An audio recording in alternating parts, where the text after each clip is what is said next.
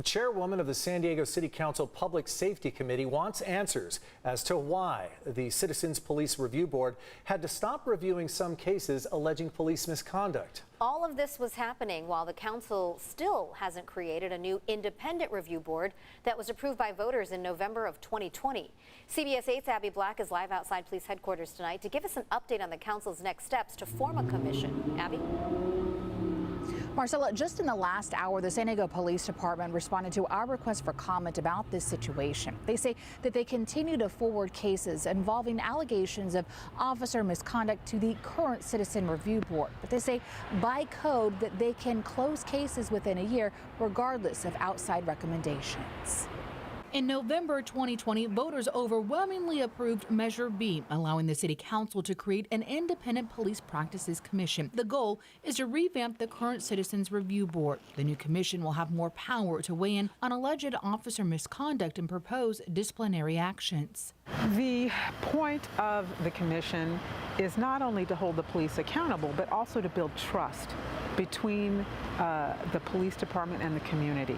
Andrea St. Julian is the co-founder of San Diegans for Justice and the principal author of the measure. She's disappointed after 2 years there's still no commission. Council President Sean Ela Rivero defends the long process. I think it was important that we acted with urgency, but without rushing the process. At the same time, the current review board had to stop reviewing less severe police complaints because there's a backlog of cases and not enough commissioners. Police have had to close internal cases without outside input. Under the circumstances, we've been doing the best we could to get the commission up and running and to review as many cases as possible. But we're not yet at the finish line. The case backlog got the attention of the council. On Monday, they'll appoint 25 community members from a list of 63 nominees that include those with low to moderate incomes, youth, and one from each council district. I think we will see a variety of different conversations for different nominees and different seats.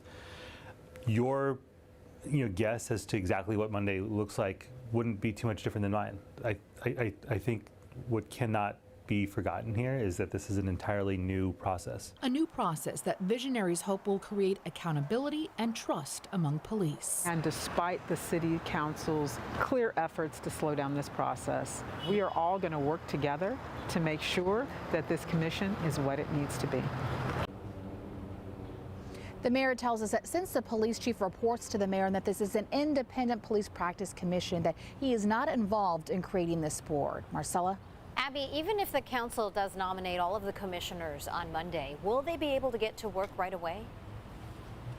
No, Marcella. The interim chair of the current review board says that these new commissioners will have to be trained, and they say that they have accelerated that training, but they don't believe that it'll take at least a year until they can start reviewing independent cases. All right, Marcella. well, at least there's finally some movement after a couple years. Thanks so much for that update, Abby.